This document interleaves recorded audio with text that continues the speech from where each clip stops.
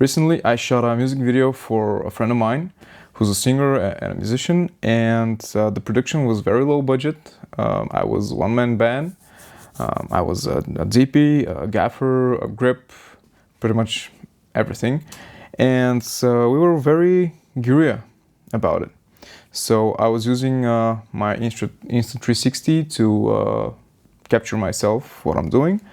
And today, I'm actually going to show you what I've done, the results, and I'm going to explain what I did and why I did it. But before we proceed to the video, I just want you to know that if you're watching this on YouTube, you're going to see a short version, something like an extended preview.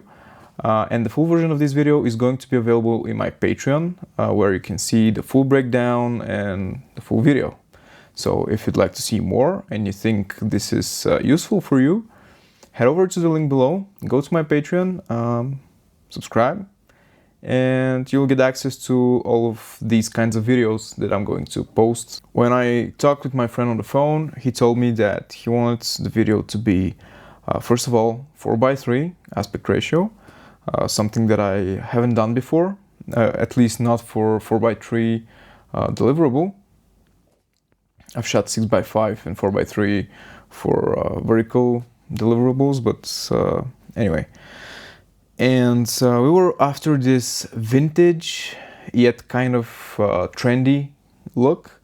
So we would be using vintage clothes, a vintage looking location, vintage colors and color grading, but we set out to use wide lenses, or wide-ish lenses, the 25mm Mackie, and we were aiming for more extreme angles, more close-ups, because that was the aesthetic that my friend wanted to have. And he said that first he wanted the official full video to be 4:3, but also because he's heavy on social media, he wanted to be able to, when he crops for 9:16 for Instagram and TikTok and whatever, he wanted to lose as less real estate of the footage as possible. So we needed that height.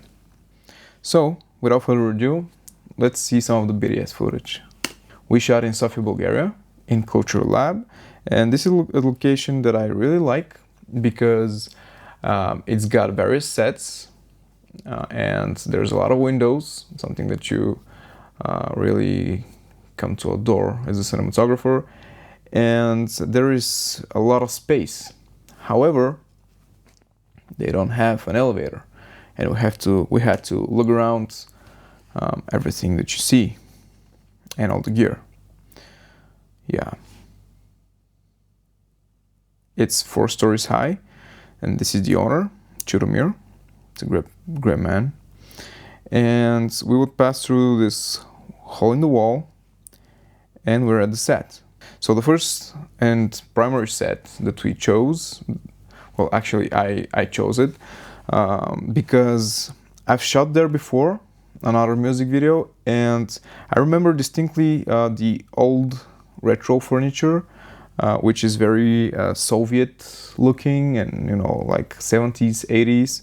And when Dobbs, my friend, told me he wanted to have this aesthetic, this is the first thing that I thought about. And it was a sunny day, so I decided to use that sun instead of fight it. I decided to use it and enhance it a little bit to give this afternoonish vibe.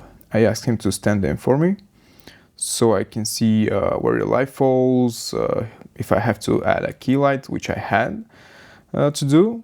And yeah, so because we wanted to have a shallower depth of field and have this more modern look, I shot my camera, the one that I'm filming myself with, the Blackmagic 6K full frame. I shot it in Super 35 as I'm shooting it now. I'm on the 50mm now. Why? Because this camera's full frame is actually horrible. I mean, the color is great, the sensor is good.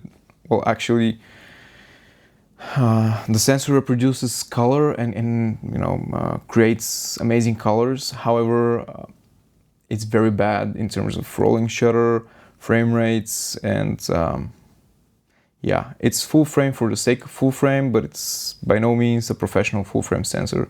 And when you crop down into Super 35, things are much, much better. So I decided that I would buy Super 35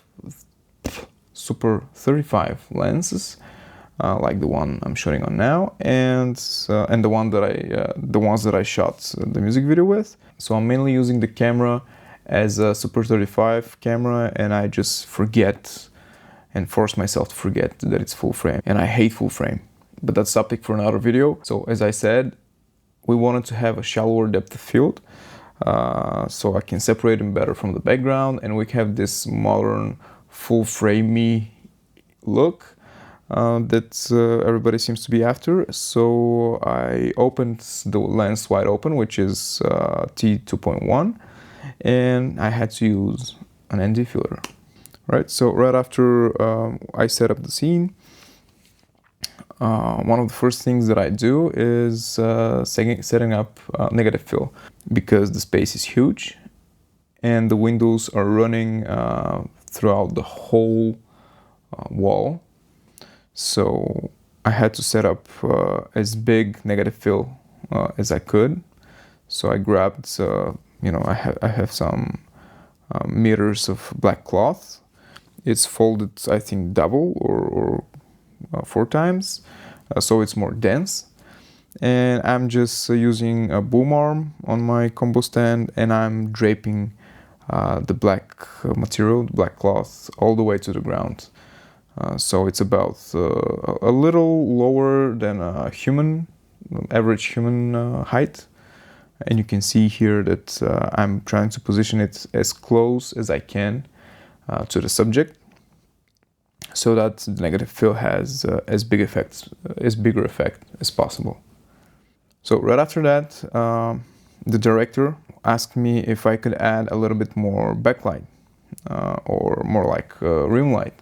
So I pulled out one of my 1K tungsten lights, and I'm pretty much enhancing the sun, which means I am plugging it at full power.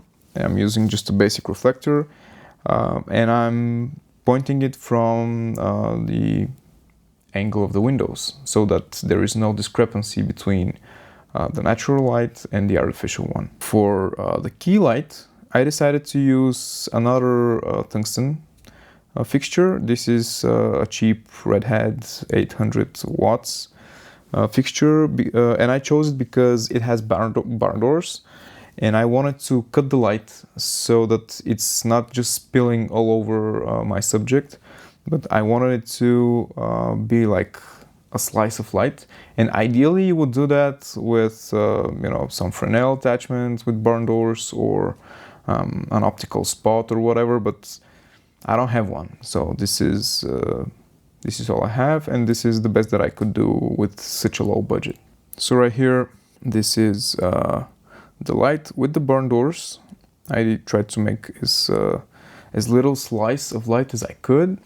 I mean, it's not ideal because there is no optical element, so the light is still soft and it's still spilling a little bit, even though it's very constrained with the barn doors, but what can you do? And I'm changing the temperature because I was at 5,600, and I believe I'm changing it to about 4,000, so that it's a middle ground, because the backlights, or the main lights, is the sun, which is 5,600, and this fixture is about 3,200. So I'm trying to go to the middle, so that there is a color contrast and it's not dull monochrome yellow or white. I also pulled out a 5-in-1 reflector with the silver side, with the golden side to him, because the silver side bounced the 5,600 daylight, and it's because of the camera settings, it was too blue, and I wanted to wrap the tungsten a little bit more, so I used the golden side of the reflector, and it worked pretty well. This is the final result. We made 3 shots in this angle. This is the main one. It's on sticks. So this right here on his hair is the tungsten light, the 1K, and it's blasting full power onto him. And this blue light is actually the sun. But since it's cooler than our camera settings, it appears colder. But this is intended because I wanted to have as much color contrast as possible. This right here, the yellow strip and on the table and on his clothes and a little bit on his face, is the 800 watt redhead tungsten fixture. And this yellowish feel here and on his sweater is the golden reflector. So we made the static shot.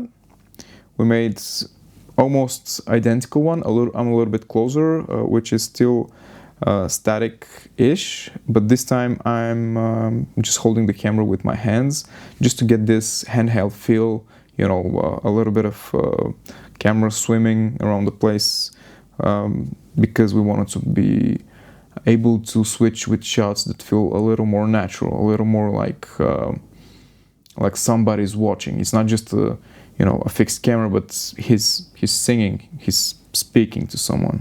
And this is the last angle, which is the first of many that we did with extreme angles and extreme close distance to the subject, so that we can warp his face. And it's very intentional that we're shooting this on a 25, because I wanted to have this almost Revenant-ish close feeling to the person.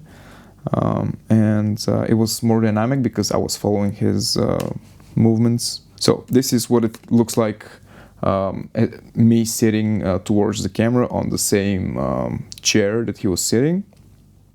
This is the golden reflector and my camera. So the second set was on the same place, but we removed the chair.